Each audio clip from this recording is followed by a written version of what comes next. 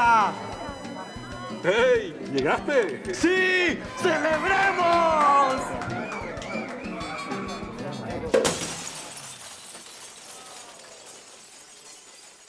¿Necesita un adelanto salarial SOS?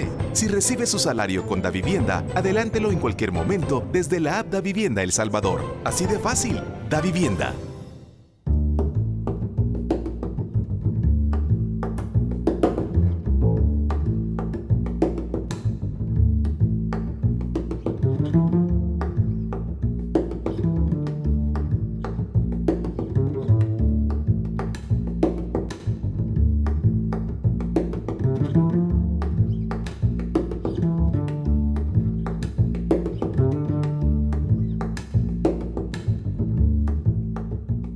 Muy buenas noches, amigos televidentes. Bienvenidos a un nuevo episodio de Focos y de su segmento Zoom.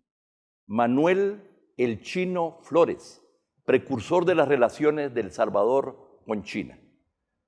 La semana que hoy termina comenzó con el presidente de la República anunciando en cadena nacional la apertura de relaciones diplomáticas con la República Popular China, después de 7 décadas de relaciones con Taiwán. Un salvadoreño, diputado del FMLN, trabajó durante más de 15 años consecutivos para hacer su sueño realidad. Manuel Flores, conocido socialmente como el Chino Flores, es el presidente de la Asociación Salvadoreña de Amistad con el Pueblo de China y presidente de la Federación Centroamericana de Amistad con China. Nadie más calificado para conversar sobre el origen, los desafíos y las perspectivas de la nueva era de relaciones de El Salvador con China. Manuel, bienvenido. Muchas gracias, Alberto, por la oportunidad. Quiero saludarte a ti y a todo tu equipo, un equipo joven, dinámico. Y yo creo que en esta parte me siento contento de compartir en primicia. Es la primera entrevista que voy a dar en el país. Nos agrada que seas tú, porque nadie tiene el conocimiento, la experiencia, las relaciones que tú has construido a través de mucho tiempo en China. Comencemos hablando de la génesis de tu relación con China. ¿Cómo comenzó? ¿Cómo se desarrolló? Yo siempre tuve la idea de establecer ese vínculo con el mundo asiático. Soy un soñador desde muy pequeño, una familia muy humilde. Mi madre nos crió en el mercado, mi padre carpintero. ¿De Quesaltepeque? De Quesaltepeque. Fui alcalde 9 años de esa ciudad. Pero en el contexto histórico me gustaba mucho las lecturas de Lao Tse, de Confucio, de Mencio. Leí hace muchos años el Tao Te Ching, el libro escrito por Lao Tse, y lógicamente eso me inspiró a buscar alternativas de vida. Pero la guerra separó la familia. Desde los 15 años salí de mi casa. Y no voy a hablar de todo ese proceso, pero al final llegué a Nicaragua en el 80. En el año 82 viajé a Corea del Norte, a la República Popular de Corea, al Encuentro Mundial de Juventud. Y conocí pues a una persona que iba en la delegación, que casualmente era la hija del expresidente de China, Lee Chien-nian. Eso me marcó bastante la lógica de lo que es el pueblo asiático: Corea, Japón, China. Ya siendo alcalde, pues tuve conocimiento de algunos chinos que viven en El Salvador y me invitaron a ir a China en el año 2004. Es así que viajé con la sorpresa que me recibió la presidenta de la Asociación de Amistad del Pueblo Chino con el Extranjero, que es ella, Madame Lee Chaolin, hija del expresidente Lee Chien-nian. Y conversamos en un momento agradable, y en esa visita me hice acompañar de algunos connotados amigos nuestros, el doctor Luis Méndez, el doctor Vicente Coto, el señor Nayo Müller, y otros que me acompañaron, que fueron testigos de ese recibimiento de una primera delegación de El Salvador de carácter no político, ¿verdad? Todo indica que eres el salvadoreño con las mejores relaciones en China y con los mejores accesos al liderazgo en el poder, viniendo de un país pequeño que ha sido por varias décadas uno de los principales aliados de Taiwán en el mundo. ¿Cómo se explica entonces que haya sido posible que hayas desarrollado estas relaciones? ¿Cuál es el factor que explicaría? No fue por tu bueno, tu representación del FMLN pudo haber jugado un rol, pero ¿qué es para ti lo más importante que lo explicaría? Lo que pasa es que uno de mis referentes históricos es Marco Polo. Y al leer a Marco Polo, su historia en China, sus reuniones con el emperador, me llamó mucho la atención. Llevó los espaguetis, pues, hace muchos años a Italia, y después Italia se ha empoderado, pero realmente los chinos comían espaguetis 3000 años antes. Estudiar, por ejemplo, el Año Nuevo Chino tiene 4137 años. Estar hablando de los inventos chinos, la brújula, estar escuchando muchas historias, pues sencillamente me despertó. No sé si tengo ancestros chinos, lo más probable es que sí tengo ancestros chinos. Ellos mismos me lo han dicho, porque tengo las costumbres de usar palillos. En menos de 3 minutos comencé a usar los palillos. No hay enseñanza, solo es costumbre. Me gusta toda la comida china, de todas las provincias, de Guangdong, de Xiamen, de Chengdu, de Heilongjiang, de todas partes. Entonces, ya he ido 32 veces.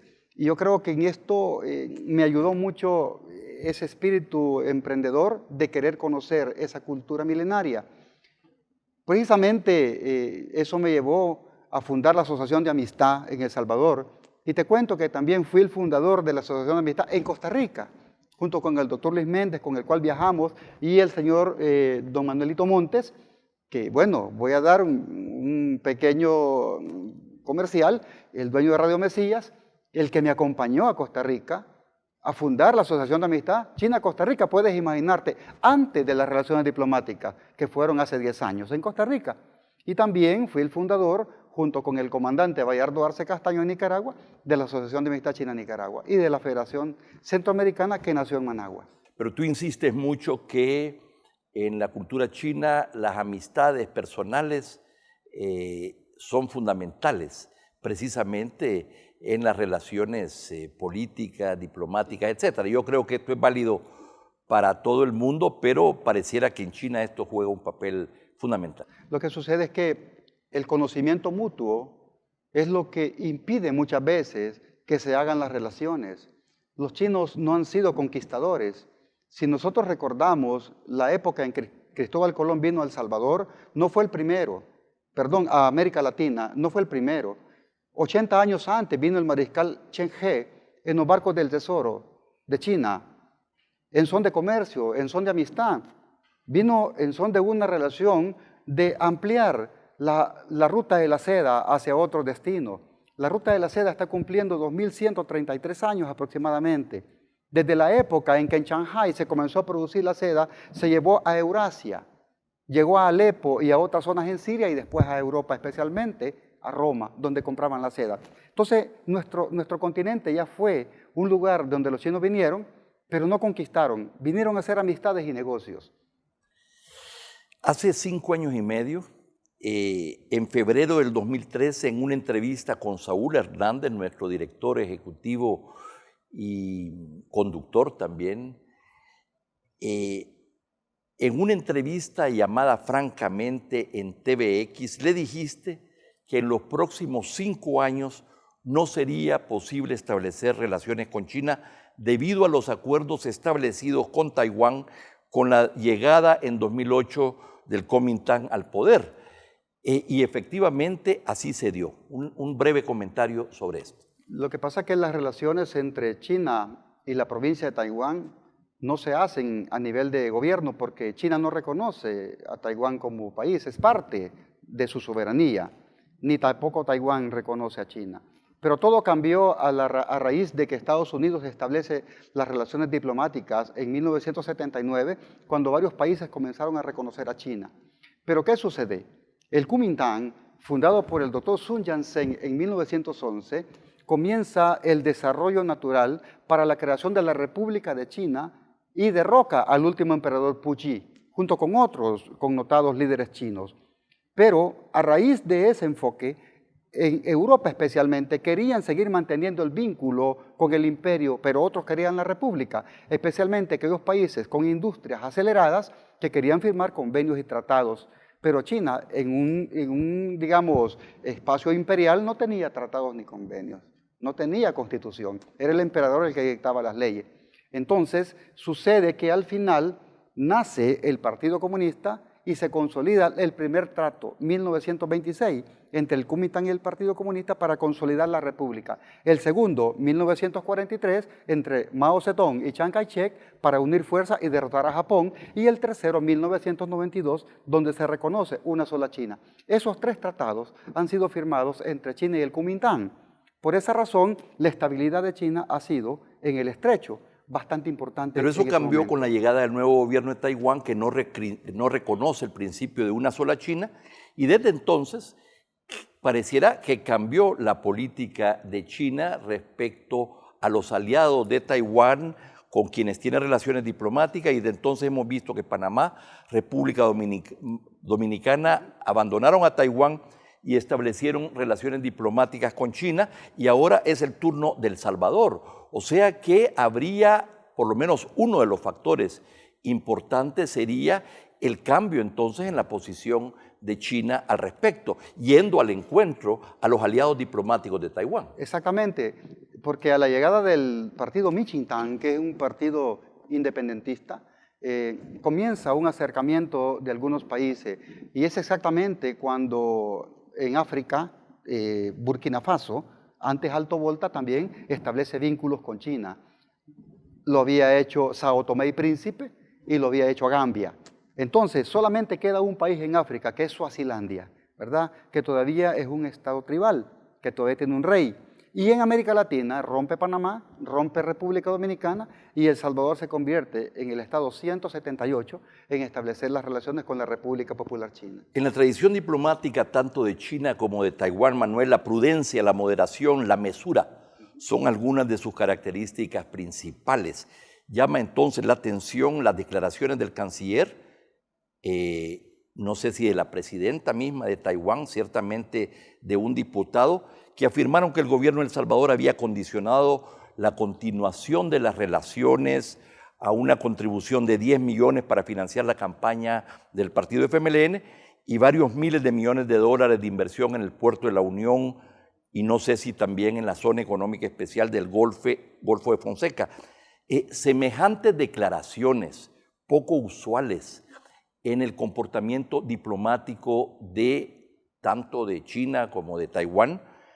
La gran pregunta es si esto tiene sustento, ¿verdad? Porque es inusual que algo así suceda. No, las declaraciones son inoportunas, irresponsables, ¿verdad? Rompen todo el protocolo mundial sobre las relaciones diplomáticas. Además, 5 horas después de que el presidente anuncia las relaciones con China, sale la declaración del canciller de Taiwán. Dice que Taiwán rompe relaciones con El Salvador. Eso ya había ocurrido 5 horas antes, y precisamente lo puedo atestiguar y asegurar que el ofrecimiento del frente no es cierto. Precisamente se rompe porque fue Taiwán el que promovió la corrupción en Arena. Es una cantidad de dinero que entró al partido Arena.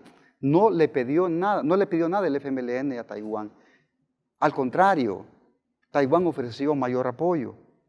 ¿Por Pero qué? en estas elecciones. En estas elecciones nosotros no necesitamos dinero de Taiwán, nunca hemos necesitado dinero de nadie. ¿Y cómo explicas tú que hayan estas declaraciones? Esto no, ¿tú crees que se la están inventando? Por supuesto que se la están inventando. No puedo venir a mentir a un programa así. Son muy prudentes, son muy moderados, y llama la atención, no pareciera haber antecedentes de declaraciones de este tipo.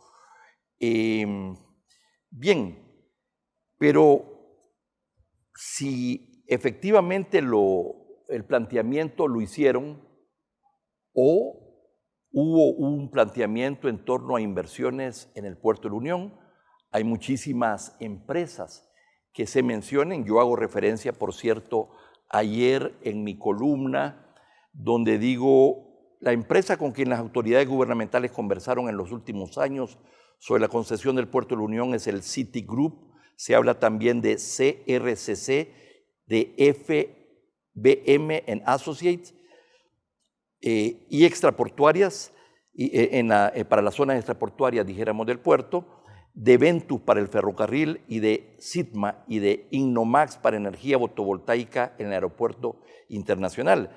Y se habla de estas y otras para la zona económica especial de la zona oriental. O sea, se viene oyendo hablar que habrían intenciones, que hay conversaciones con muchísimas empresas chinas. Si nosotros hacemos un análisis de todas mis entrevistas de años anteriores, yo ya lo había dicho. Lo he dicho de manera constante en todos los canales. Van a venir inversionistas chinos tarde o temprano. Pero hay una cosa, hay que diferenciar la concesión del Puerto de la Unión con la zona económica especial. Hay más de 4.180 zonas económicas especiales en el mundo. Solo en China hay más de 3.000. En Singapur, ¿cómo se desarrolló Singapur? Con las concesiones.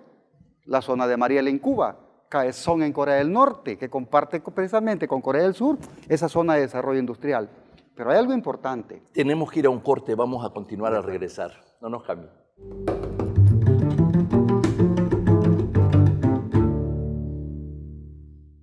Los gobiernos municipales trabajan día a día para ver crecer su municipio.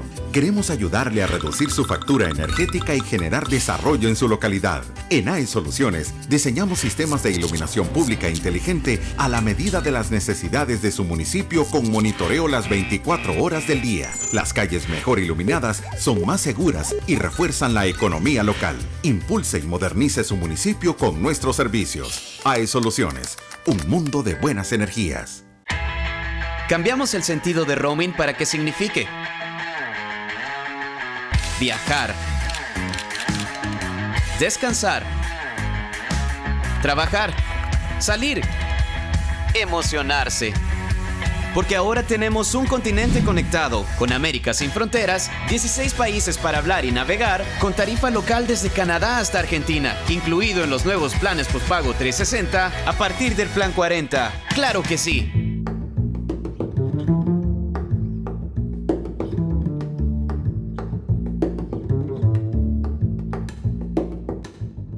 Manuel El Chino Flores, precursor de las relaciones de El Salvador con China, conversando con el diputado Manuel Flores esta noche. Precisamente en la columna del día jueves a la que hice referencia, decía que frente a tantas empresas e inversiones potenciales involucradas, no sería extraño imaginar que el gobierno chino de manera directa y a través de varias de estas empresas haya condicionado su participación al quiebre de relaciones con Taiwán y a la apertura de relaciones con China. Es decir, si hay un país donde hay donde además de haber empresas estatales importantes, multinacionales, existe también una relación muy cercana entre muchas de estas empresas y el gobierno.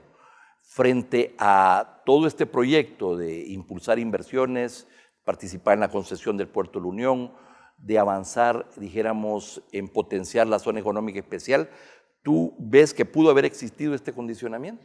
Lo que sucede es que hay varias cosas en el ambiente y mucha especulación, especialmente de los que se han opuesto toda la vida en que haya inversión en El Salvador y la gente tenga empleo. Diferenciemos algo. La concesión del Puerto de la Unión es diferente a la zona económica especial.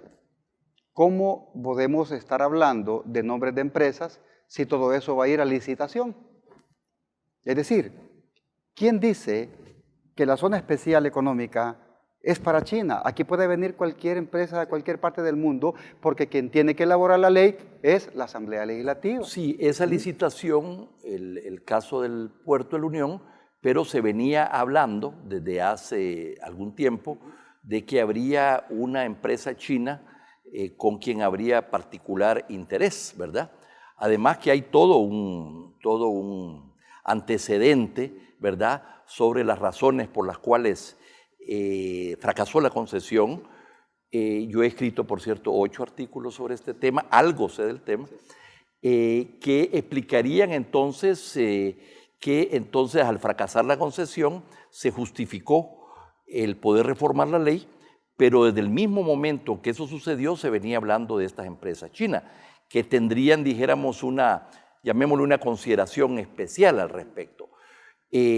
Por el otro lado, no se puede vincular del todo el desarrollo de la zona económica especial con las decisiones mismas de participar en una concesión, precisamente porque si eso se desarrollara, habría carga en una zona oriental que precisamente uno de los problemas es que quedó abandonada por muchísimos años. Claro, solo hay que tener el antecedente de la construcción de un puerto mal diseñado. Son 65 millones aproximadamente cada año para limpiar la zona. ¿Te puedes imaginar? 65 millones. ¿Cómo? Para limpiarla. Para mantenerla, para dragarlo. No. Es decir, el estudio que se ha hecho, los últimos estudios que se han hecho, determinan que ninguna empresa quería operar el puerto por los altos costos. Además, el Estado tenía que entregarlo operando. Eso es lo que mucha gente no sabe. La zona especial es parte de casi 3.000 kilómetros cuadrados. ¿Por qué? Porque eso es la propuesta que se ha llevado a la Asamblea Legislativa para desarrollar la zona oriental. Son 26 municipios. Son 26 municipios. Hay participación de las alcaldías, hay participación de muchos actores. Pero ¿qué sucede? En este momento, el tema chino ya cobró otra connotación. Vamos a hablar de eso. Otra connotación. Pero en el tema de la zona especial, aún la ley ni siquiera se ha discutido en la Asamblea Legislativa. De acuerdo. Ni siquiera se ha discutido. Te corrijo que la empresa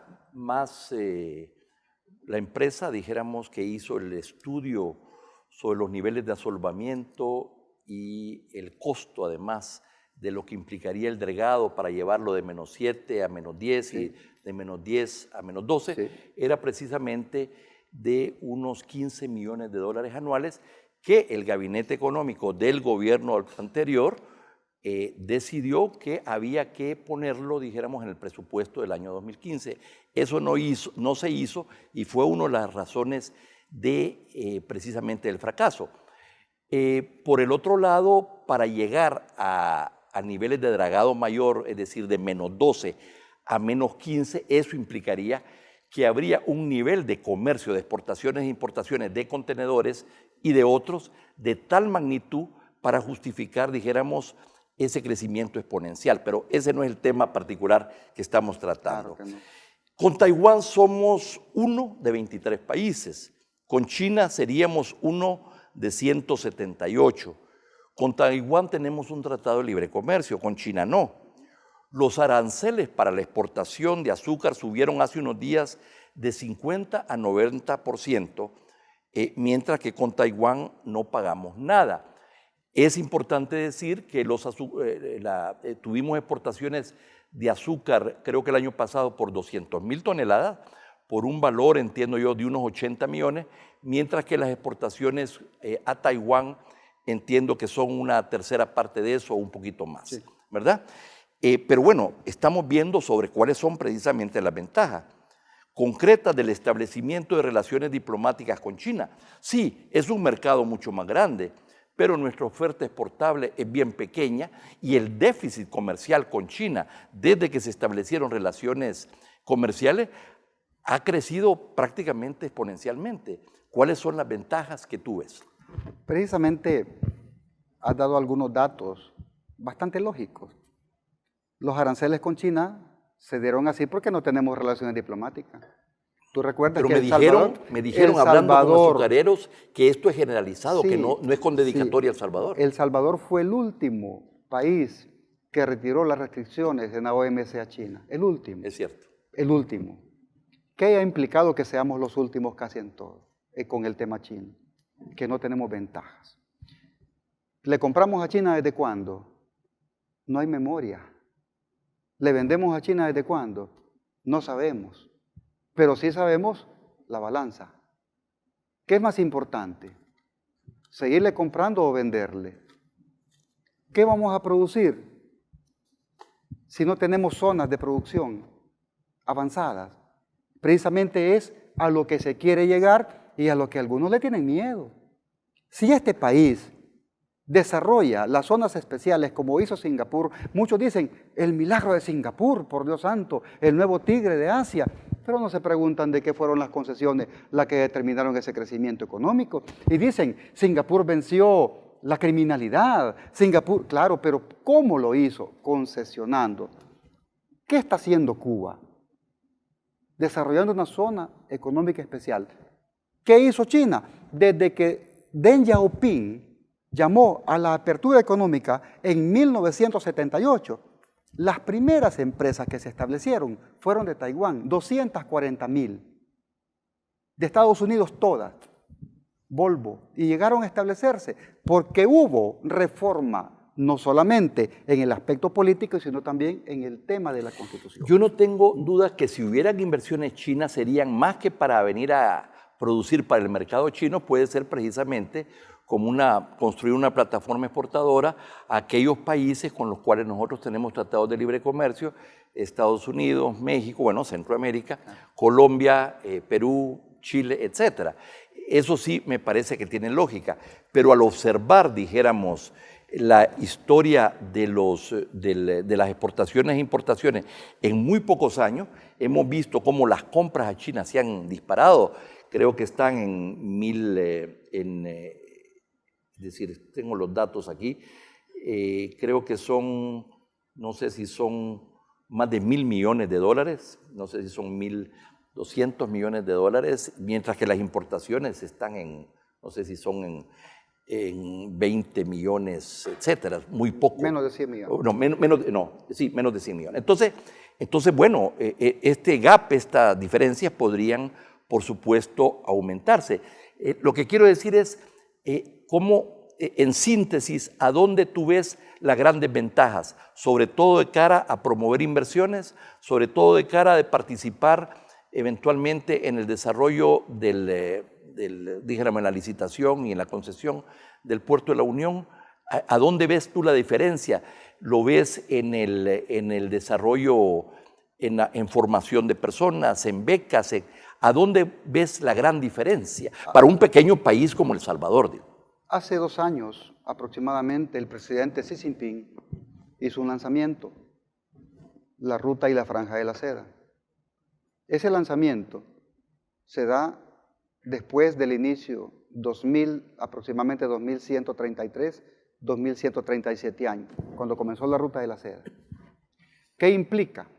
Una inversión de casi $1 billón, 996,000 millones de dólares de inversión. Como un trillón No, un trillón es 1 billón de billones. Para los estadounidenses 1 billón son 100,000 millones. Para nosotros un billón es 1.000 millones. Para nosotros 1 billón es 1 millón de millones. Ese es 1 billón. La inversión es 996,000 millones. ¿Qué implica la franja y la ruta de la seda? La construcción de la más grande red de ferrocarriles en la historia de la humanidad. La construcción de los barcos más inmensos para el comercio que va a abarcar América Latina. Hace menos de 7 días, ¿sabes quién fue a China a firmar ese proceso de participación? El canciller de Paraguay, el único país que tiene relaciones con Taiwán. Ojo, ¿qué implica la franja y la ruta de la seda? La construcción de la más grande flota de aviones en el mundo, porque la nueva franja y ruta de la seda implica una reconversión económica, porque China tiene dos fechas planificadas. 2029 se van a declarar un país modestamente acomodado. ¿Y por qué el 2029? Porque cumple 100 años el Partido Comunista Chino. Y la segunda fecha, 2049, se van a declarar un país medianamente desarrollado. Fíjate qué interesante, porque el 2049 cumple 100 años el establecimiento de la República Popular China, que Mao Zedong el 1 de octubre dio ese llamado. Ojo, Alberto, la planificación de ese país y el establecimiento de la economía socialista de mercado ha determinado el crecimiento y la equidad en la distribución de la riqueza. Es la diferencia entre la economía socialista de mercado y el capitalismo que acumula riqueza. Cada año hay 14 millones de chinos, capa media nueva, cada año. Tenemos poco tiempo y hay temas todavía importantes que están en el ambiente y en la discusión. Las ventajas que pudiéramos tener, ¿verdad?, podrían verse contrarrestadas y podríamos salir con un saldo neto deficitario si Estados Unidos toma represalias diversas. El comunicado de la embajada, las declaraciones del senador Rubio, etcétera. Ese es un tema que lo estamos viendo como reacción, que tal vez no se esperaba. Arena, junto al PCN y al PDC, dispone de una mayoría legislativa, pidió interpelar al canciller y además expresó que de ganar la presidencia restablecerían relaciones con Taiwán.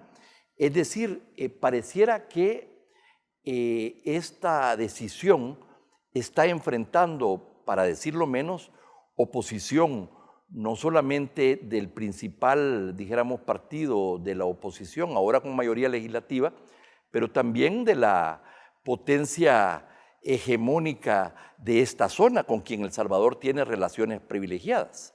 Imagínate las declaraciones de Marco Rubio, o el comunicado de la Casa Blanca, o hay que leer las declaraciones de la embajadora en Honduras. Ya están condicionando a Honduras también, te puedes imaginar. ¿Qué es lo irónico de esto? Estados Unidos establece relaciones con China en 1979, después que Henry Kissinger fue a jugar el famoso partido de ping-pong. Qué interesante. Van a revisar, dice, la ruptura de El Salvador con Taiwán. Van a revisar, dice Estados Unidos, la relación de El Salvador con China. ¿Y por qué no revisan sus relaciones? Ellos tienen relaciones con China. ¿Por qué no revisan la de Brasil, Filipinas? ¿Por qué no revisan las relaciones de 176 países? No dijeron nada cuando República Dominicana y cuando Panamá. Ahora hay una reacción. Dicen que bueno que esto no se ha hecho de manera transparente, ¿verdad? Que de repente, que fue una sorpresa. La pregunta es por qué ahora, en sigilo, sin haber informado e intentando buscar un respaldo mayor. Son preguntas válidas. Al dar inicio a la campaña electoral para las próximas elecciones presidenciales, cuando al gobierno de El Salvador le quedan 9 meses para concluir su mandato, en medio de una confrontación económica comercial de Estados Unidos con China, después de las declaraciones de la embajadora desde hace un mes respecto a una estrategia más amplia de China en la región con objetivos geopolíticos y, bueno, dicen hasta militares, aunque con un interés particular en el Puerto de la Unión y en el Golfo de Fonseca. Es decir, pareciera que el momento de anunciar esto, de lo que nos agarró a todos, creo yo, en sorpresa, tal vez a ti no, pero hay una serie de condiciones adversas para poder consolidar este establecimiento de relaciones, por decirlo menos. ¿Cómo lo ves? ¿Adversas para quién? Para que se pueda desarrollar una relación en términos normales. Las cosas hace 6 años son diferentes en el mundo. Ya no es una relación unipolar, ya es una relación multipolar. Ya hay potencias emergentes como China, Rusia, Irán. Ya hay grupos formados como el BRICS, que ya son parte importante en la economía mundial. Las relaciones en Eurasia con el nacimiento de nuevas monedas. Es decir, esto se llama nerviosismo. Estados Unidos está nervioso porque está perdiendo su hegemonía en el mundo. Nos ha considerado siempre sus colonias. Sus colonias. Yo no me siento colonia de Estados Unidos, me siento un ciudadano libre de elegir con quién quiero ir. Además, quien determina las relaciones diplomáticas según la Constitución es el presidente de la República. Nada más. De acuerdo, pero... ¿Y cuántas veces, y te pregunto, cuando establecimos relaciones con Senegal, ¿a quién se le preguntó si íbamos a tener relaciones con Senegal? Bueno, lo que estoy planteando es que hay una serie de obstáculos, hay una serie de oposiciones, y no es menor tener al todo el bloque de la derecha en contra, que tiene mayoría legislativa, y tener a la potencia de Estados Unidos en contra. Estos son temas del realpolitik, independientemente de la opinión que nos merezca el establecimiento de relaciones. Claro. Cuando yo digo, ¿se podrá consolidar esta relación o no?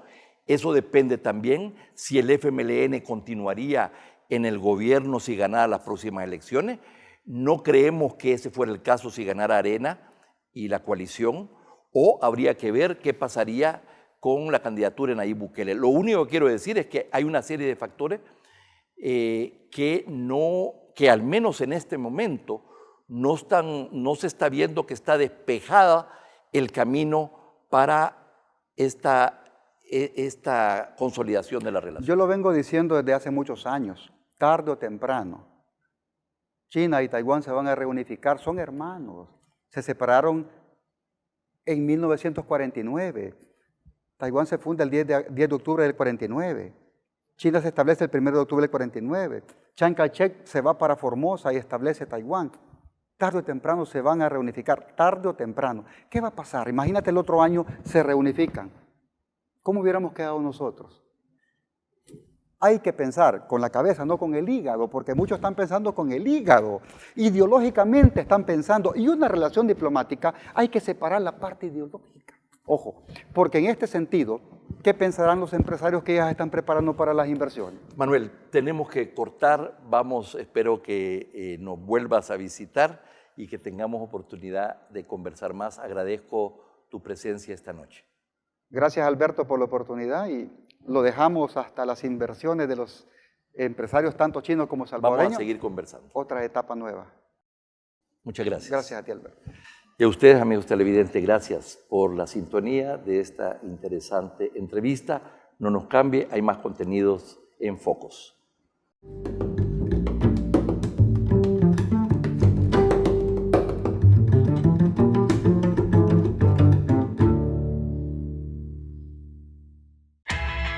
Cambiamos el sentido de roaming para que signifique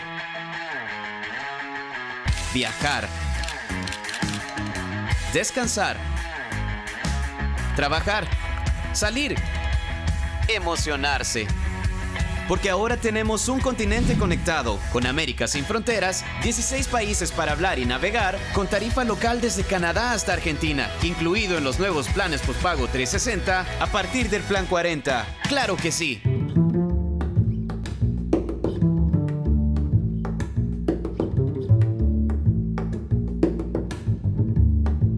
Bienvenidos a Prisma, el segmento de análisis de datos en Focos. Se estima que para 2040, en El Salvador, la cantidad de ancianos y niños será mayor que las personas en edad de trabajar. Es decir, que en los próximos 20 años, la fuerza productiva que sostiene y dinamiza la economía retrocederá. ¿Nos estamos preparando para ese momento? Para entender este fenómeno, primero debemos conocer qué es el bono demográfico.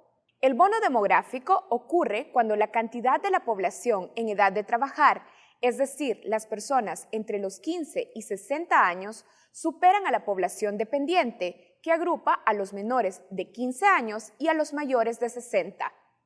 Significa que la cantidad de personas capaces de aportar dinamismo a la economía a través de su fuerza laboral es más grande, lo que representa una ventaja importante para impulsar el desarrollo.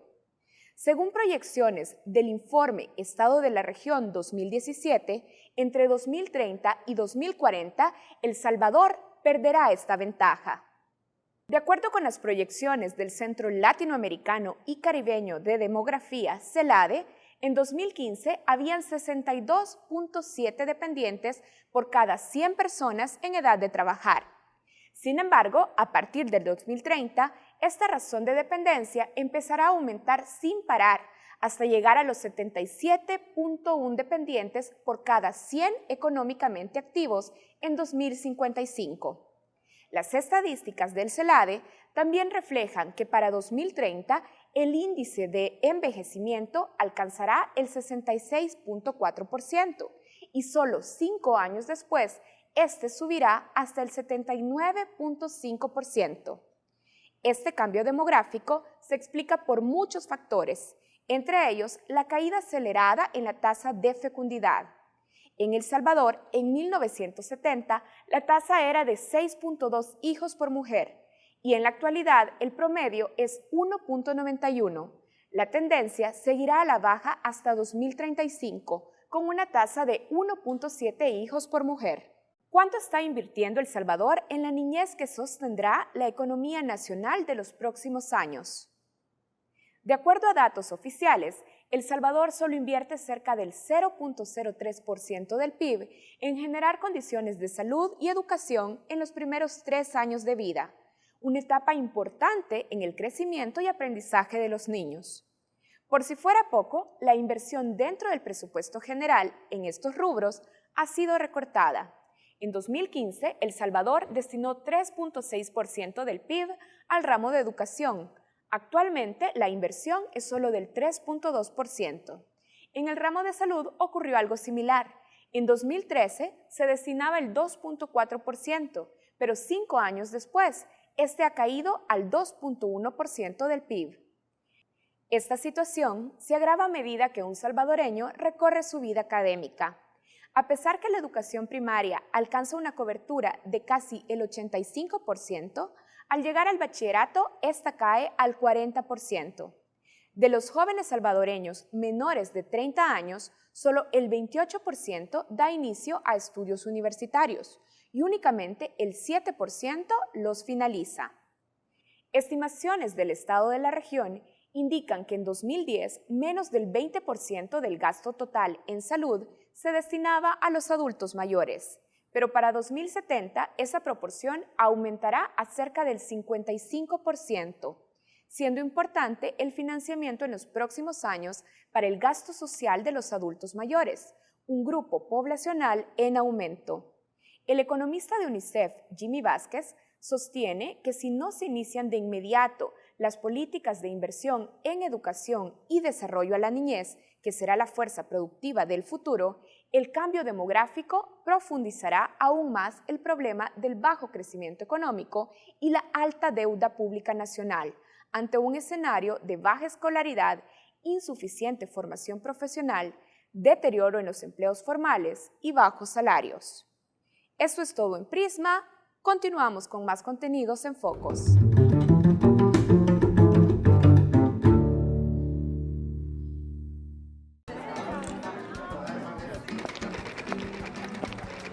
¡Hola, familia! ¡Hey! ¿Llegaste? ¡Sí! ¡Celebremos!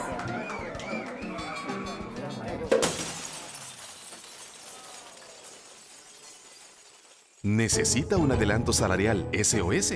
Si recibe su salario con Davivienda, adelántelo en cualquier momento desde la app Davivienda El Salvador. Así de fácil. Davivienda.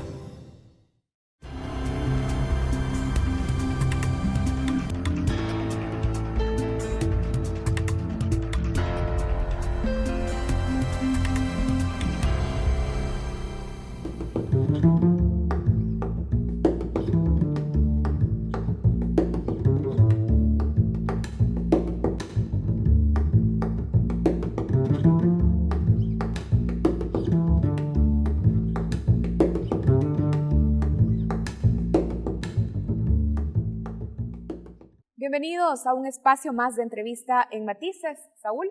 ¿Qué tal? Buenas noches, Karen. Buenas noches. Bueno, vamos a iniciar y es que el pasado mes de noviembre el Tribunal Supremo Electoral autorizó la inscripción del partido Vamos, luego de haber validado 57.382 firmas de apoyo. Este instituto político, representado por el empresario salvadoreño Josué Alvarado, radicado por muchos años en Estados Unidos, está listo así para competir en las elecciones presidenciales de 2019. Karen Vamos se define como el partido sin pasado para construir el futuro y ha dicho que no buscará alianzas políticas con los partidos tradicionales y vigentes. Por eso es curioso y nos preguntamos cómo piensa gobernar sin aliados legislativos, cuál es su identidad y con qué propuestas piensa ganarse la confianza de los salvadoreños. Esta noche en la mesa de Matices nos acompañan el candidato a la presidencia de Vamos, Josué Alvarado, y también el candidato a la vicepresidencia por el mismo partido, Roberto Rivera. Con ambos vamos a explorar detalles de los motivos que los llevaron a competir por la presidencia y a identificar cuánto realmente se diferencian de la oferta tradicional de partidos políticos. Bienvenidos a ambos. Josué, gracias por aceptar la invitación a Matices, a este espacio Focos. Y muchísimas gracias también a Roberto por acompañarnos esta noche. Gracias por la oportunidad de dirigirnos a todos nuestros hermanos salvadoreños adentro del país y afuera. Muy bien. Muchas gracias. Gracias por la invitación y a sus órdenes. Vamos a empezar la entrevista con usted, Josué, porque desde la conformación Vamos ha asegurado que competirá en estas elecciones presidenciales sin buscar apoyos en los partidos políticos vigentes, señalando que con esto buscan evitar que incidan políticos reciclados, han dicho. A nosotros nos llama la atención cómo piensan ser competitivos como partido político, teniendo en cuenta que no tienen ni un año de haberse constituido y teniendo en cuenta que no existe una base territorial, por lo tanto, totalmente sólida y alianzas políticas con las cuales hacer acuerdos. ¿Cómo se logra eso? Bueno, en primer lugar, sabemos el descontento que tiene toda la población salvadoreña de la clase política en general. Y nosotros nacimos como partido y hemos definido de que en estas elecciones nosotros vamos solos. En primer lugar, queremos lograr tener una propia identidad que la gente pueda saber y marcar una diferencia de lo que es vamos al resto de partidos o de la clase política actual. Pero sin embargo, sí. Sí, retomo aquí la pregunta y quizás también aprovechemos para empezar a conversar con Roberto. Pero el escenario ciertamente de las elecciones presidenciales es un escenario de muchísima competencia y es una contienda que requiere muchos recursos y que requiere base territorial. ¿Cómo enfrentan una competencia sin, como ya lo decía Saúl, tener una construcción de base territorial, por ejemplo? Sí, a ver, yo creo que estamos acostumbrados a un tipo de política muy tradicional en la que la inversión millonaria es como el factor principal en la que se fijan los partidos. Nosotros estamos construyendo un proyecto político que tiene a la base un partido que quiere competir en elecciones, pero que va más allá de las elecciones. Estamos confiados en que también la coyuntura actual está dándonos una oportunidad real de acceder a ganar las elecciones. Pero también somos realistas en el sentido de que estamos enfrentándonos a maquinarias electorales y contamos, con ya lo decía Josué, descontento de mucha ciudadanía que ha intentado con varios partidos políticos y que no se siente representada. Y por otro lado, estamos siendo muy responsables en la elaboración y en la formulación de nuestras propuestas. Roberto, y se entiende el contexto en el cual están participando como partido político nuevo y tratan de diferenciarse del establishment de partidos políticos actual en el país, pero las condiciones son reales para poder ganar una elección. Tú necesitas alianzas, necesitas bases, necesitas recursos, y me da la impresión que ustedes, aún siendo conscientes de eso, siguen compitiendo. O sea, ustedes, y tú dices, va más allá de una elección, estamos construyendo un partido político, es que un proyecto político, es que se participa en estas elecciones no precisamente para ganar. Y entonces, ¿cómo se logra resolver las variables alrededor de una candidatura? A ver, yo creo que estamos bien temprano, aunque con poco tiempo, para las elecciones presidenciales. Y poco a poco nosotros hemos visto que hemos ido ganando terreno. Y estamos bastante confiados, obviamente estamos haciendo mediciones y estamos teniendo acercamientos con un montón de gente que está buscando una opción. Eso nos da a nosotros la confianza de que de aquí al 3 de febrero vamos a tener un capital político suficiente. Obviamente hay diversos escenarios que se pueden analizar y creo que sin ser demasiado optimistas, creo que sí se puede lograr. Hablemos también de alianzas electorales. A pesar de que han señalado que no quieren vincularse con ningún partido político de los que están actualmente vigentes, no podrán gobernar solos. Irremediablemente hay que hacer alianzas. Josué, me gustaría saber, por ejemplo, en la Asamblea Legislativa, ¿con cuál de los partidos políticos, de los que existen actualmente y están representados, se ven más afines haciendo alianzas? Bueno, nosotros y esa pregunta es bien importante, estamos considerando que al llegar al Ejecutivo, definitivamente nace con la intención de directamente beneficiar a la mayoría de la población salvadoreña.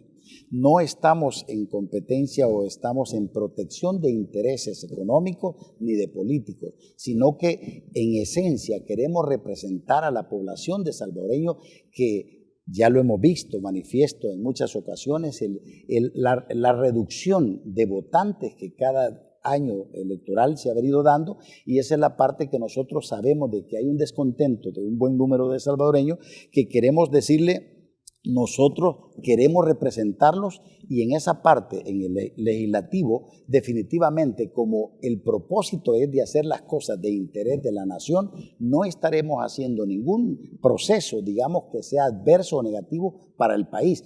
Es ahí donde la misma población puede demandar a los legisladores para que puedan aprobar, apoyar o sumarse con nuestros proyectos políticos de gobierno. Pero para poder respaldar una propuesta de política pública, y sobre todo si se van a promover leyes para impulsarla, van a requerir de alguna alianza de carácter político en la Asamblea. ¿Hay identificado por su orientación o identidad ideológica alguna de las fuerzas que les interese más acercarse?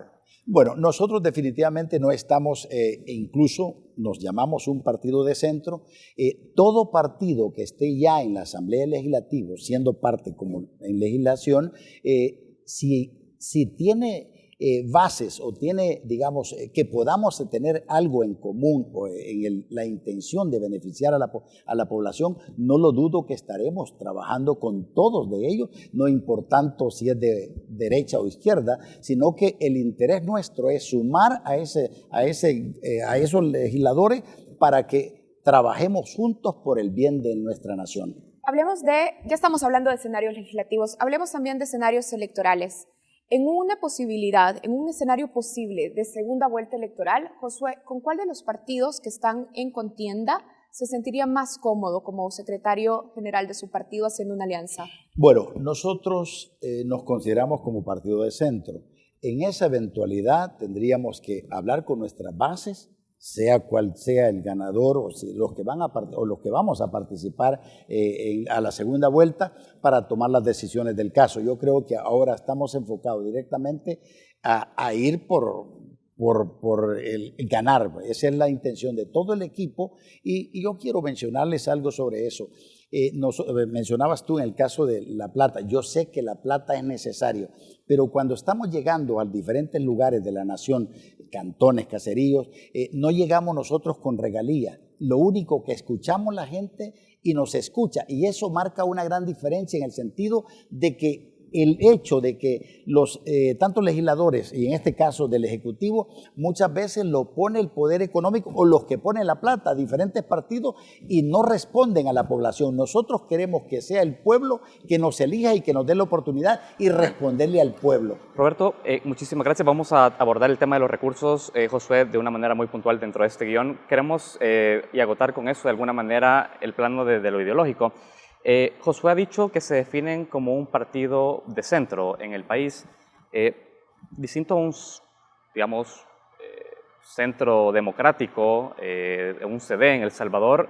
¿Qué aspectos hacen diferente a Vamos de lo que tradicionalmente hemos conocido como un partido de centro en el espectro ideológico salvadoreño? Yo creo que básicamente tenemos que diferenciar, porque aquí ha habido una derecha y una izquierda que tradicionalmente se han vendido los unos como promotores del libre mercado, los otros como defensores de los intereses del pueblo, y francamente ninguno ha hecho lo que ha promovido, ¿verdad? Ni los unos han protegido a los más vulnerables, ni los otros han dejado que el mercado, ¿verdad? Tal como ellos lo conciben, se desarrollara o promoviera o ayudara a desarrollar económicamente el país. Nosotros estamos, tenemos unos principios bien claros en ese sentido. Defendemos la libertad, la vida y la propiedad, y además estamos trabajando por un concepto de Estado muy diferente que hemos estado acostumbrados. ¿Cuál es ese concepto de Estado diferente del que hemos estado acostumbrados? Sí, es un Estado eficiente, sólido, que no necesariamente quiere decir grande, ¿verdad? Pero además, digamos, la percepción que tiene la gente del Estado, por un lado es un Estado sobreprotector, ¿verdad? Un padre Estado que te tiene que brindar todo, aún y cuando eso no sea sostenible, eso tiene que cambiar. O por el otro lado, también hay algunos grupos de poder que han estado acostumbrados a que el Estado proteja sus actividades económicas. Bien, Roberto, pero me gustaría pedirle que siente postura sobre esto.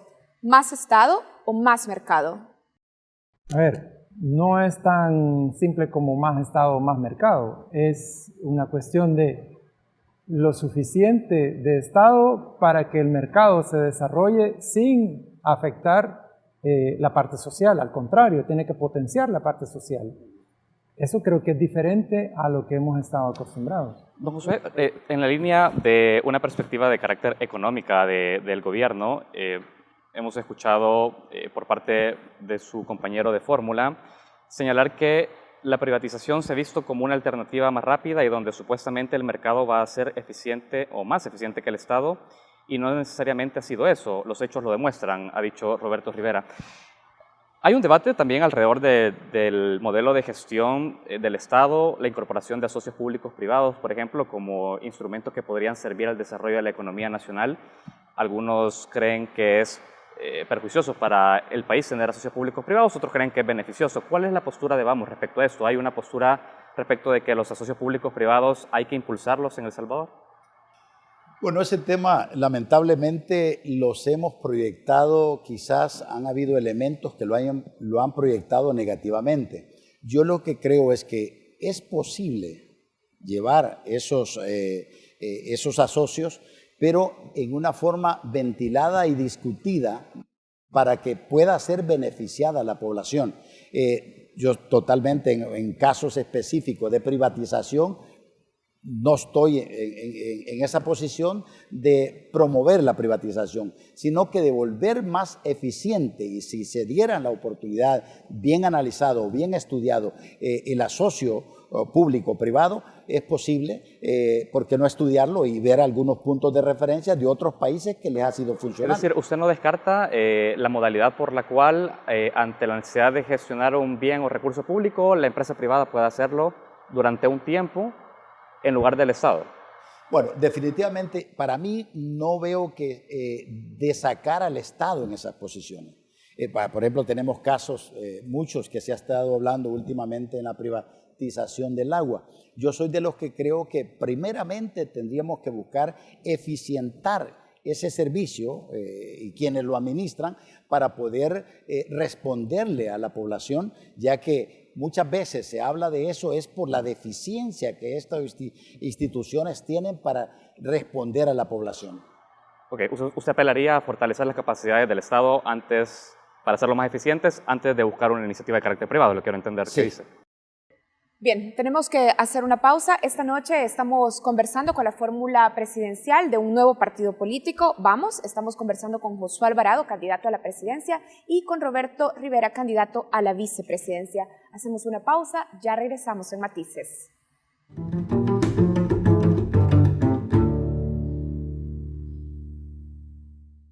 Este año vencen más de 1.7 millones de DUIs. ¿Tu DUI venció? ¡Renuévalo ya! Tu DUI vigente es el único documento que te permite votar, cambiar cheques, tramitar remesas, hacer valer tus derechos y muchos beneficios más. Evita aglomeraciones y haz tu cita en línea en www.dui-sb.com o llamando al 2555-1900. DUI Centro, identificando El Salvador, Mühlbauer y Registro Nacional de las Personas Naturales. Amor, ¿cuándo vamos a comenzar a ir al gimnasio? A mí me prometiste que iríamos de camping. Papi, yo quiero ir al cine. ¡Vamos pues! Solo con tu tarjeta Club LPG ahorras y obtienes más beneficios para tu familia. Suscríbete ya a La Prensa Gráfica y disfruta de promociones y descuentos con todos nuestros aliados. Club LPG de La Prensa Gráfica. Continuamos con la entrevista en Matices. Esta noche se encuentran con nosotros la fórmula presidencial del partido político Vamos, Josué Alvarado como candidato presidencial y Roberto Rivera como candidato vicepresidencial. Estamos en este primer bloque. Lo que hicimos fue comenzar a explorar un poco de su identidad respecto a distintas posturas en temas muy puntuales de la gestión. Queremos seguir hablando de temas económicos. Nosotros hemos retomado un informe reciente de ICEFI que destaca que en El Salvador el 10% de la población más pobre ve reducidos sus ingresos en un 13.2% después de haber pagado impuestos. Ese mismo informe dice que el 10% más rico solo ve reducido esa misma proporción, solo en el 11.2% una vez que paga impuestos. La pregunta que quisiera hacerle a usted, de alguna manera, Josué, es, ¿considera que Vamos debe de impulsar un esquema que incorpore un impuesto predial o un IVA diferenciado de manera que se permita que las grandes rentas contribuyan más al esquema tributario del país? Bueno, en ese tema definitivamente nosotros tenemos que, ya lo estamos haciendo, un análisis minucioso de lo que está pasando, porque no solamente la gran empresa, sino medianos y pequeños empresarios nos hacen y nos dicen, tenemos una cantidad extra de impuesto. Ellos quieren saber si se les va a quitar, se va a aumentar y todo eso. Nosotros lo estamos analizando en este momento, esos puntos, así puntualmente lo estamos viendo, pero que creo que para dinamizar la economía no es generando más impuestos, sino yo creo que el Estado, digamos el gobierno, el Ejecutivo, tiene que ser un facilitador donde demos espacio para que todos aquellos, tanto la empresa privada globalizada o toda la empresa privada, como aquellos, personas que son informales. Porque una de las cosas que yo pienso de que podríamos lograr es motivar o hacer incentivos para la población que está ahora en un estilo informal. ¿Cómo así? En darle oportunidades, decirle los beneficios que puede alcanzar cuando se formaliza como vendedora, digamos, de canasta, bueno, algún tipo de venta que todavía puede dar el salto para ser ya un empresario o una empresaria, pero que no lo hace por los temores de impuestos. Hay que pensar, y el Estado, darle oportunidades o incentivos para que ellos puedan sumarse a dejar la informalidad. Y me gustaría escuchar también la opinión del candidato vicepresidencial al respecto, porque si bien Josué ha propuesto de alguna manera un esquema donde podríamos tener una mayor recaudación de impuestos, incorporando el sector informal, pero lo cierto es que tenemos una estructura, digamos, regresiva. Estamos diciendo que las personas más pobres ven reducido más sus ingresos reales una vez que pagan impuestos y las personas que tienen más dinero no lo hacen. ¿Tú cómo ves ese escenario y qué tipo de políticas podrían revertir no una mayor recaudación de impuestos, sino que un esquema tributario más progresivo? Yo creo que hay impuestos que pueden ser mucho más eficientes a la hora incluso de recaudar. También hay un gran porcentaje de los impuestos que no es recaudado porque se evade o se elude, ¿verdad? Hay maquinarias que están contratadas para eso, cosa que no puede hacer la persona que tiene unos bajos ingresos. Eso por un lado. Por el otro, recuerdo haber tenido una discusión con un economista y me decía, es que todos los salvadoreños vamos a tener que hacer más sacrificios. ¿Por qué? Porque va a haber que apretarse el cinturón. Y a lo que se refería este economista es que es muy probable que nos toque aumentar el IVA. A lo cual mi respuesta era, yo creo que los ciudadanos salvadoreños ya estamos haciendo un suficiente sacrificio. Y te explico por qué. Porque creo que el Estado no ha hecho los sacrificios suficientes todavía. En el sentido siguiente, estamos por recibir seguramente el próximo mes el proyecto de presupuesto general de la Nación. Ahí tenemos que empezar a hilar. ¿Qué debería sacrificar el Estado? Sí, a eso es lo que me quería referir. Ahí vamos a tener que analizar partida por partida para evidenciar que todavía hay mucho gasto superfluo, ¿verdad? Por ejemplo, publicidad, por ejemplo, viáticos, etcétera, etcétera. Pero eso no compensa la cantidad de ingresos que podrían representar. Obviamente. O de inversión que necesitamos para impulsar el desarrollo social. Estamos claros. Pero ese es un primer paso que debe hacer no solo el Ejecutivo, sino también el Judicial, el Legislativo. Estas son señales que la población necesita para estar acorde con, ok, vamos a hacer un sacrificio, hagámoslos todos, pero no puede ser que le pidamos a la población que aumentemos en 2 puntos porcentuales el IVA, mientras que seguimos viendo un flujo de... ¿Cuál es su opinión, Roberto, por ejemplo, de la incorporación dentro de los esquemas tributarios de, por ejemplo, impuestos prediales? A ver, yo creo que es un impuesto bien interesante en el sentido de que puede incluso ayudar a reducir la especulación inmobiliaria, ¿verdad? Esto, o sea, no tener un terreno ocioso, pues tiene un costo en otros países, mientras que aquí puede estar ahí durante años esperando que la plusvalía suba, etcétera, ¿verdad? Y así como ese, hay otros impuestos que tenemos que analizarlos. El impuesto predial creo que somos de los pocos países, si no el único, que no lo tiene. Y probablemente sea más eficiente este impuesto que el gran listado que hemos estado pagando durante los últimos años. Bien, Josué, usted es empresario, es presidente de Rio Grande Foods, una empresa que exporta y vende productos nostálgicos a las comunidades latinoamericanas en Estados Unidos. Aquí en El Salvador Su empresa realiza actividades de agricultura, ganadería y manufactura de los productos.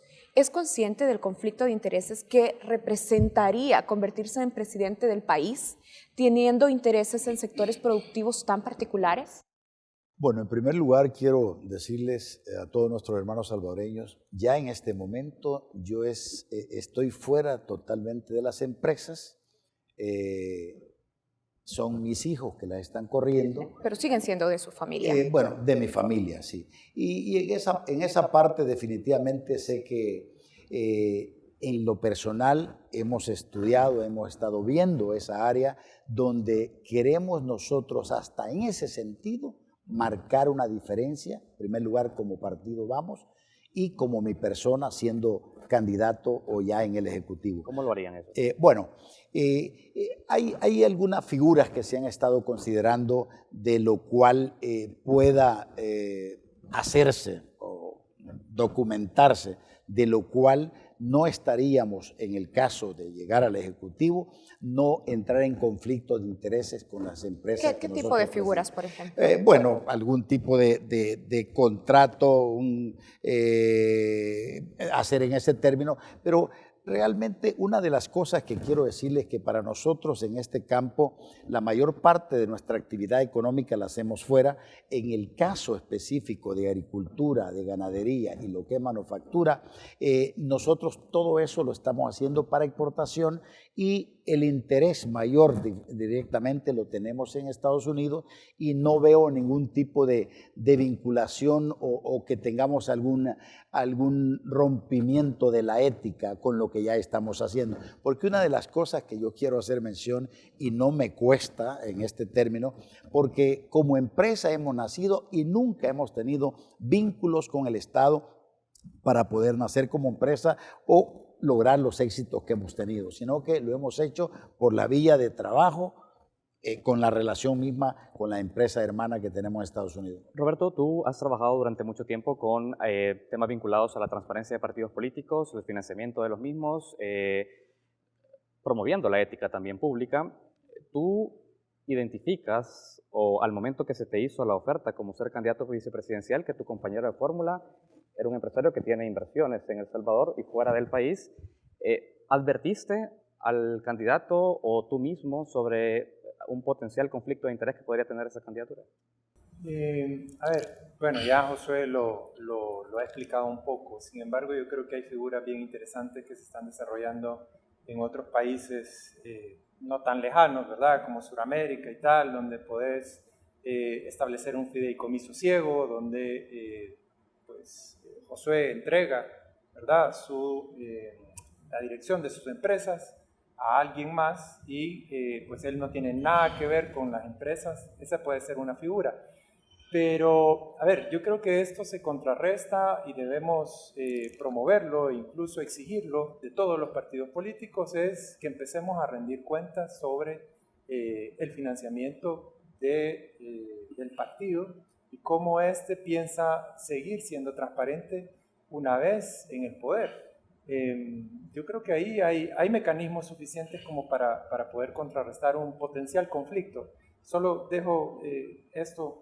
Yo creo que también es importante, ustedes saben que hay en discusión una nueva ley de probidad y en esa nueva ley de probidad se introduce un elemento interesante que es precisamente el conflicto de interés.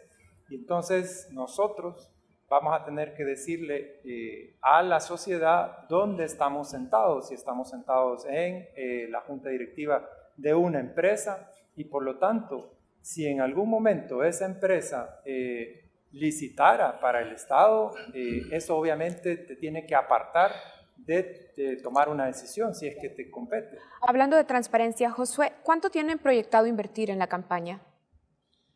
Bueno, lo que podría decir, no tenemos ese número porque realmente estamos en la etapa, ya ahora mismo legalizado pues la cuenta en el banco, de pedir o buscar donaciones tanto afuera o aquí en el país. Lo que sí puedo asegurar de que no estamos en un plan de competencia como los otros partidos que lo están. ¿Por qué? Porque la forma de hacer la política nuestra, somos sinceros en hablarle a la población y hablar con todos los hermanos salvadoreños que llegamos a ellos, de que no llegamos regalándoles, sino presentando una buena opción para cambiar la historia de este estamos país. a menos de 6 meses de las elecciones presidenciales. ¿No tienen una estimación proyectada de cuándo invertirán en la campaña? Bueno, se han sacado datos ya para eso, tanto para el día de las elecciones, del día de cuidar el voto, y se considera pues que hay una cantidad, bueno, prácticamente esperamos que los cálculos que se habían hecho era como de 10 millones de dólares, en los cuales pues estamos esperando pues que la población, tanto de afuera del país como aquí, pueda respondernos para eso. Roberto, teniendo un número, 10 millones de dólares, ¿cuál es la manera para poder tener claridad de quiénes están aportando y que ese dinero viene de fuentes lícitas? ¿Hay alguna propuesta por parte de ustedes para poder determinarlo? Sí, Son 10 millones de dólares, digo, es una cantidad bastante, importante. sí. No, de hecho, bueno, esa es la proyección. Otra cosa es que logremos conseguir ese dinero para poder ser competitivos. Perdón. Nosotros estamos preparando los informes para rendir cuentas de manera periódica, todos los meses, ¿verdad? Porque eso yo creo que es una exigencia ciudadana y, bueno, viniendo de donde vengo, es una bandera que tengo que levantar, ¿verdad?, dentro del partido. Así que yo creo que en 2 semanas vamos a estar listos para presentar el informe hasta diciembre de 2017 y al mes siguiente ya podríamos estar presentando por lo menos los 6 primeros meses del 2018. Hasta ahora, ¿de dónde han venido las fuentes de financiamiento? ¿De qué sectores vienen? Bueno, hasta el día de hoy prácticamente son recursos que provienen de Josué. Bien. Queremos hablar también un poco de los principios de Vamos. Revisando un poco lo que está planteado en sus estatutos, Josué plantean esto: respeto a los principios del humanismo cristiano, respeto a la vida desde el momento de la concepción, respeto y defensa de la familia. En nuestro país ha estado abierta la discusión sobre la interrupción del aborto en causales específicas. Con esta declaratoria de principios, ¿cómo plantean abordar esta discusión? Vamos, ¿cómo se posiciona frente a esta discusión? ¿Desde el plano puramente religioso o desde el plano de la salud pública? Bueno, nosotros lo estamos viendo por la salud pública. Somos pro vida, definitivamente eso en nuestros principios lo llevamos y todos los que somos parte de Vamos ya estamos en esa posición. Sí respetamos al individuo, a las personas, nos importa el individuo y las personas, pero somos pro vida. ¿Cuál es su postura específica en el tema de despenalización del aborto por causales específicas? Yo en ese tema tengo claro, definitivamente, son elementos contados, no es cantidad. Muchas veces lo dicen por un aborto o por hecho. Los daños y perjuicios que ocasiona a la persona o a la mujer, hablándolo científicamente, son mayores que los que pueden venirse en la parte emocional. Y nosotros somos pro vida y no estamos en una forma, pues, abriendo un espacio, porque ese espacio se podría lograr hasta generalizar y que sea un instrumento para generalizar el aborto. Entonces, solo para que nos quede claro, ¿usted está a favor o en contra de la posibilidad de despenalizar la interrupción del embarazo por causales específicas? Bueno, yo en lo personal soy pro vida, y el cortar la vida a un feto, para mí eso va contra mis principios como persona y soy pro familia. Roberto, quisiera, y con eso cerramos la entrevista porque ya estamos al cierre de la misma, pero el candidato presidencial acaba de decir, nosotros tenemos la visión de discutir el tema desde el ámbito de la salud pública, pero al mismo tiempo señala que no estaría de acuerdo con la interrupción de vida de un feto. La pregunta es, el debate sobre las 3 causales de despenalización del aborto es precisamente bajo un enfoque de salud pública, reconociendo de que al interrumpirlo se puede salvar la vida de la mujer. ¿Tú piensas que Vamos debería tener una postura mucho más flexible a escuchar otras propuestas y en algún caso permitir la despenalización en 3 causales? Yo creo que la postura es bien clara y es firme. Obviamente este debate ha estado abierto y seguirá abierto porque la sociedad va a seguir en esta discusión y respetamos mucho la postura de aquellos que creen que debe despenalizarse el aborto. Sin embargo, yo creo que el Estado tiene una gran deuda con la población, sobre todo con aquellas mujeres que por alguna causa se ven obligadas o están pensando en hacerlo. Y es que quisiera que reflexionaran también sobre la posibilidad de que, digamos, un escenario en donde se aprueba el aborto. Bueno, la despenalización en causales específicas. Exacto. Ok, perdón por no ser tan específico. Pero ¿qué pasa, digamos, si esta niña se le permite abortar? Va a regresar a un entorno en donde pues, ha sido violada nuevamente y el Estado sigue sin hacer nada. Nosotros lo que sí te podemos garantizar es que desde el gobierno tenemos que formular políticas que se preocupen de ese entorno. Y creo que es irresponsable de algunos que quieren legalizar el aborto bajo ciertas causales específicas, sin abordar las problemáticas que la pueden llevar a la mujer a esto, ¿verdad? De acuerdo.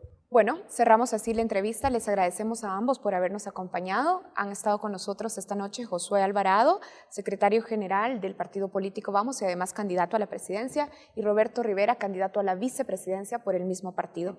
Gracias a ambos. Gracias. A ustedes, gracias. Muy amable. Bueno, nosotros hacemos una pausa, regresamos con más contenidos en Focos.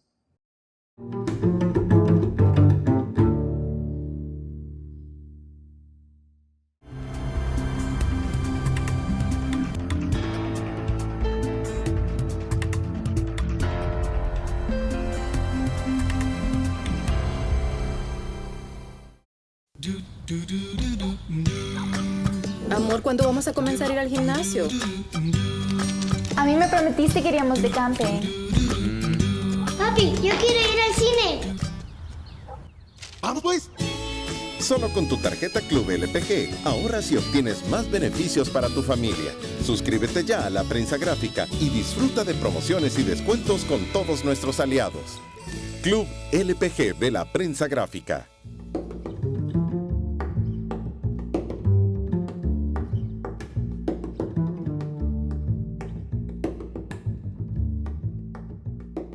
Bienvenidos a Reflejos, el segmento de Focos donde hablamos sobre temas internacionales.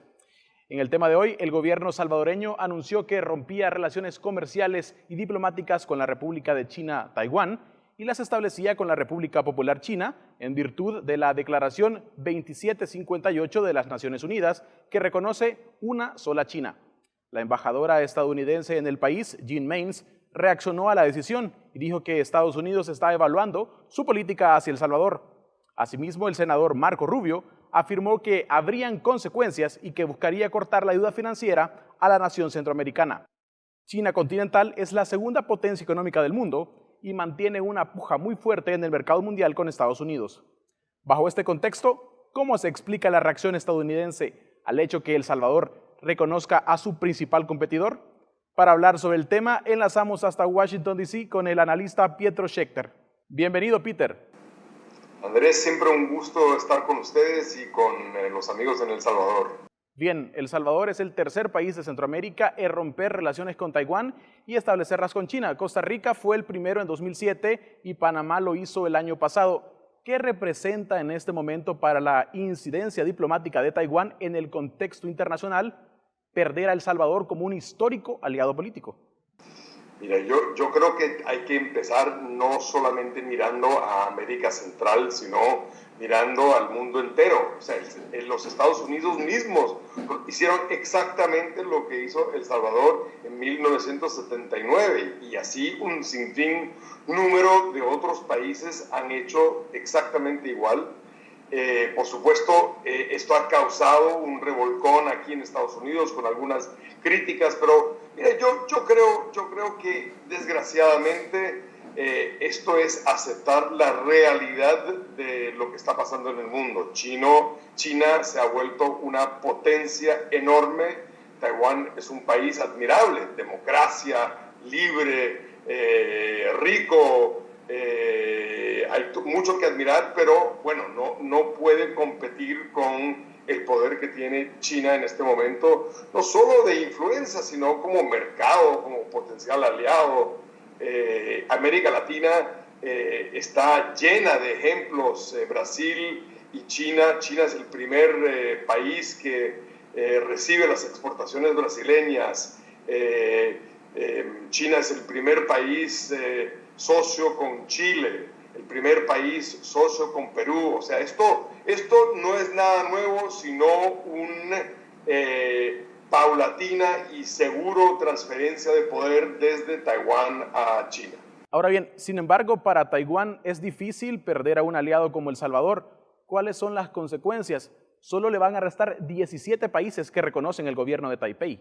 Así es, Andrés, es muy cierto. O sea, quedan solo 17 que lo reconocen diplomáticamente, pero también pongamos esto en contexto. La salida de las relaciones, entre comillas, diplomáticas entre El Salvador y Taiwán tampoco quiere decir cerrar absolutamente las relaciones entre El Salvador y Taiwán. Va a seguir habiendo comercio, va a seguir habiendo intercambios culturales, va a seguir habiendo intercambios de estudiantes.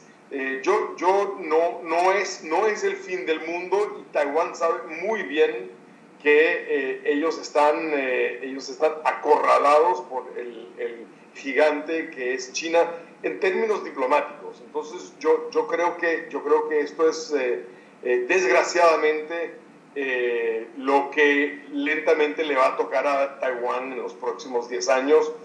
Hay 17, y cada año le va a quedar menos.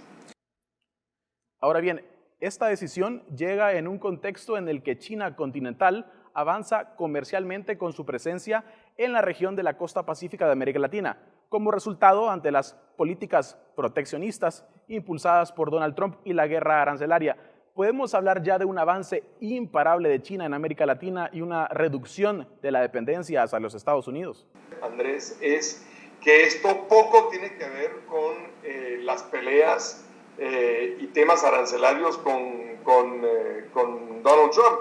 Yo creo que el avance de China es una cosa que hemos visto ya en los últimos 5 o 6 años en América Latina de una manera inexorable y de una manera muy importante. Un país ha aceptado ser socio de China en su programa de cinturón y expansión de infraestructura. Como yo te hice la lista de los países de socios comerciales en América Latina, yo creo que el avance de China es muy, muy grande, y es cierto que ese avance se va acelerando, dado el hecho de la enemistad del gobierno del presidente Trump, que pierde amigos a mansalva todas las semanas en América Latina. O sea, no hay, de la misma forma que él ofende la presidenta de Alemania o el presidente de Francia, también ofende a amigos de Brasil, de Chile, de El Salvador, etcétera, etcétera. Entonces, yo sí creo que hay sin duda una sensación en donde, si los Estados Unidos ya no es socio confiable en términos de una expansión comercial, pues entonces hay que mirar y hay que diversificar eso. Lo vamos a ver, los dos países más interesantes para ver, Andrés, no solo es El Salvador, sino México y Colombia, dos países que han sido muy cercanos a los Estados Unidos y que yo creo que en los próximos, particularmente con el nuevo presidente mexicano, vamos a ver un nuevo intento de diversificar los socios comerciales, y va a haber un programa, digamos, de seducción con China en los próximos años, sin duda. Finalmente, el senador de la Florida, Marco Rubio, ha iniciado lobby también en el Congreso estadounidense para cortar la cooperación hacia El Salvador y la salida del país de la Alianza para la Prosperidad. Desde tu perspectiva, Peter, ¿es posible que Rubio obtenga los apoyos necesarios? ¿El Salvador se podría quedar sin ayuda de los Estados Unidos? Mira, no hay que menospreciar lo que está pasando en el Partido Republicano. La Casa Blanca se expresó con El Salvador de una manera extremadamente dura, mucho más dura que se expresó el Departamento de Estado. La Casa Blanca fue tajante sobre el tema de China y El Salvador. Es difícil entender cómo los Estados Unidos pueden pretender que otros países no hagan exactamente lo que hizo los Estados Unidos ya hace muchos años. Pero bueno, y el Partido Republicano está en manos del presidente Trump de una manera que no hemos visto antes. Y el Congreso tiene mayoría republicana. Entonces, yo no creo que es menor cosa que el senador de Florida, junto con otros senadores, yo entiendo que el senador de Colorado también se ha manifestado positivamente dispuesto a censurar a El Salvador. Yo no creo que es poca cosa que dos senadores poderosos se hayan manifestado en contra de El Salvador. Sí tengo una duda que esto pueda en muy poco tiempo, porque yo creo que lo que salva a El Salvador en esto son las elecciones parciales que estamos a punto de tener en Estados Unidos a principios de noviembre. Entonces yo sí creo que dentro del contexto muy politizado que hay en Estados Unidos en este momento, muy poco va a pasar de concreto en el Senado y en la Cámara de Representantes. Yo creo que hay poco tiempo para eso. Entonces yo creo espero que lo que pretende el senador Rubio es poner esto en el plano político, pero que no vaya a poder conseguir que esto prospere. Bien, muchísimas gracias, Peter. De nada, un gusto saludarles a todos. Bien, y con esto concluimos nuestro segmento Reflejos. Para ver este y otros análisis internacionales, ve a focostv.com. Ya regresamos.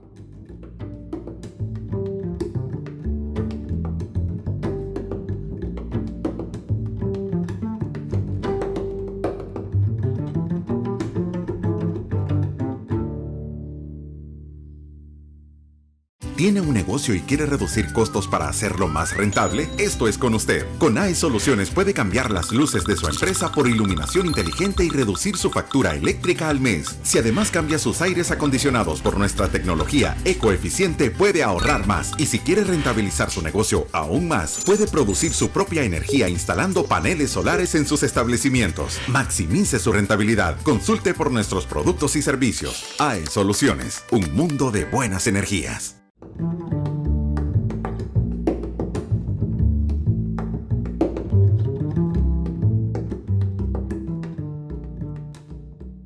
Seguimos recorriendo el Museo de Arte de El Salvador. Hoy conocemos el eje temático Amanecer en el campo, realismo social e identidad. Aquí destacan obras artísticas de influencia prehispánica en El Salvador. ¿Aún no has ido al Marte? Te invitamos a visitarlo.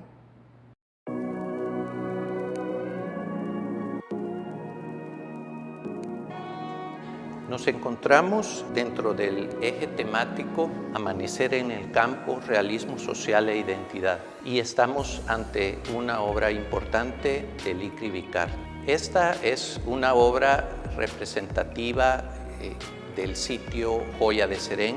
La artista la pintó inspirándose en el suceso de este sitio prehispánico que quedó sepultado bajo las cenizas del volcán Loma Caldera, y también retomó de los diseños de vasijas prehispánicas para que quedaran plasmadas en este lienzo.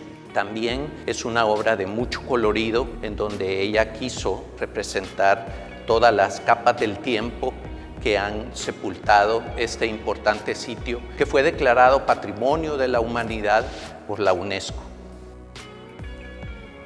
Siempre dentro de la influencia prehispánica nos encontramos con la obra de César Cermeño. Cermeño fue un importante artista dentro de la cerámica, y esta obra es muy representativa de todo el tema prehispánico que él trató durante toda su producción. Él llevó la cerámica a ser un importante medio de expresión artística y tenemos la figura de un jaguar, concretamente la cabeza de un jaguar que fue tan importante dentro de la cosmogonía porque lo vemos múltiples veces representado y él retoma esto y hace su interpretación del jaguar. De hecho, el color no es tomado directamente de la naturaleza, sino que lo vemos como una alusión a ese color característico del jade prehispánico, que fue una de las importantes piedras y materiales que dio pie a muchas obras, piezas de joyería y piezas de escultura dentro de la producción precolombina en nuestro país. Dentro de la influencia prehispánica, en este eje temático, tenemos la obra de Toño Salazar. Esta es un autorretrato que él hizo y se representó como un personaje que parece la figura de uno de los códices precolombinos. Y vemos también una alusión a un templo prehispánico, a la manera como eran representados estos templos dentro de estos códices. Y también vemos una serie de huellas, que eso era la manera de representar en los códices lo que son caminos o recorridos. Toño Salazar es una figura muy importante como dibujante y también tuvo mucho papel como ilustrador, y tenemos toda una serie de retratos también de diferentes personalidades con el ingenio y la particularidad característica de su mano.